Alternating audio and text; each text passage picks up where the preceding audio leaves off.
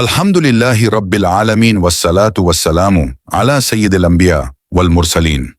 میرے محترم بھائیوں اور عزیز دوستو، یہ دین کوئی کمزور دین نہیں ہے۔ یہ اسلام کسی کونے میں چھپ کر رہنے کے لیے نہیں آیا، یہ دین غالب ہونے کے لیے آیا ہے۔ قرآن مجید میں اللہ تعالیٰ صاف ارشاد فرماتا ہے، ان تنصر اللہ ینصرکم ویثبت اقدامکم۔ اگر تم اللہ کے دین کی مدد کرو گے تو اللہ تمہاری مدد کرے گا اور تمہارے قدم مضبوط کر دے گا۔ لیکن سوال یہ ہے، اللہ کن لوگوں کی مدد کرتا ہے؟ اخلاص، دین کے کام کی بنیاد۔ میرے بھائیوں، دین کا کام صرف بولنے سے نہیں ہوتا، صرف لباس سے نہیں ہوتا، صرف داڑھی ٹوپی یا لمبی تقریر سے نہیں ہوتا۔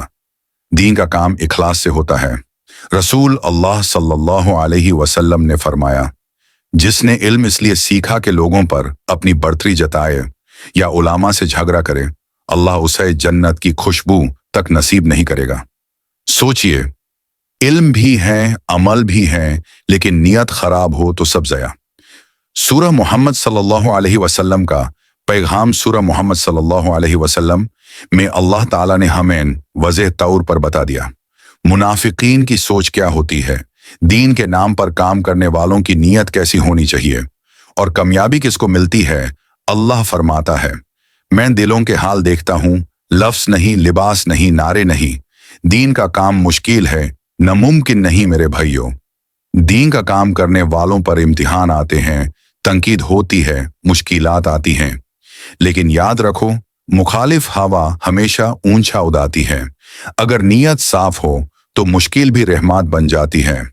نبی صلی اللہ علیہ وسلم کی تعظیم کے بغیر دین نہیں۔ سورہ فاتح میں اللہ تعالیٰ فرماتا ہے، ہم نے اپنے محبوب صلی اللہ علیہ وسلم کو گواہ بنا کر خوشخبری دینے والا اور درد سنانے والا بنا کر بھیجا تاکہ لوگ ایمان بھی لائیں اور نبی صلی اللہ علیہ وسلم کی تعظیم بھی کریں۔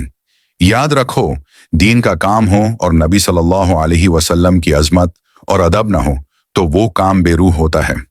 صحابہ کرام نے ہر حال میں رسول اللہ صلی اللہ علیہ وسلم کا ادب کیا، جنگ ہو یا امن، سفر ہو یا قیام۔ بیعت رضوان، اخلاص کی بلندی۔ جب حدیبیہ کے موقع پر حضرت عثمان رضی اللہ عنہ کی شہادت کی خبر پھیلی تو رسول اللہ صلی اللہ علیہ وسلم نے درخت کے نیچے بیعت لی۔ قرآن کہتا ہے، جو لوگ آپ صلی اللہ علیہ وسلم کے ہاتھ پر بیعت کرتے ہیں وہ اصل میں اللہ سے بیعت کرتے ہیں۔ اللہ نے فرمایا، میں ان مومنین سے راضی ہو گیا۔ کیوں؟ کیونکہ ان کے دل سچائے تھے۔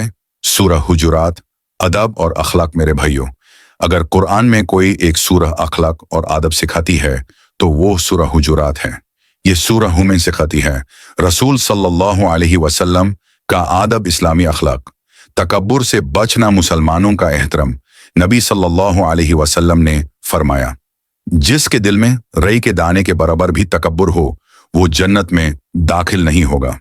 تکبر یہ نہیں کہ اچھا لباس پہنا، تکبر یہ ہے حق کو قبول نہ کرنا، لوگوں کو حقیر سمجھنا، عاجزی۔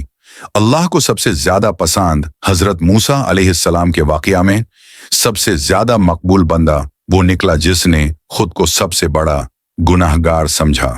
اللہ نے فرمایا، یہ فضیلت اس کی عبادت کی وجہ سے نہیں بلکہ اس کی عاجزی کی وجہ سے ہے۔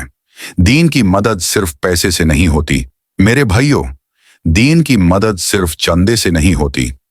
وقت پر نماز ادا کرنا، مسجد کو آباد رکھنا، دیندار کو ہمت دینا، کسی کو اچھا جملہ کہہ دینا، کسی دل کو قرآن سے جوڑ دینا، یہ سب بھی دین کی خدمت ہے۔ دین غالب ہو کر رہے گا۔ آخر میں رسول اللہ صلی اللہ علیہ وسلم کی خوشخبری سن لو، یہ دین قائم رہے گا اور میری امت میں ایک جماعت ہمیشہ حق پر قائم رہے گی۔ ہر دور میں اللہ ایک مجدد بھیجتا رہے گا، دین تازہ ہوتا رہے گا اور نور کبھی بجھے گا نہیں۔ آخری دعا، اے اللہ ہمیں اخلاص عطا فرما، تکبر سے بچا، دین کی خدمت کی توفیق دے اور ہمیں ان لوگوں میں شامل فرما جن سے تو راضی ہو جائے۔ وآخر دعوانا ان الحمد للہ رب العالمین۔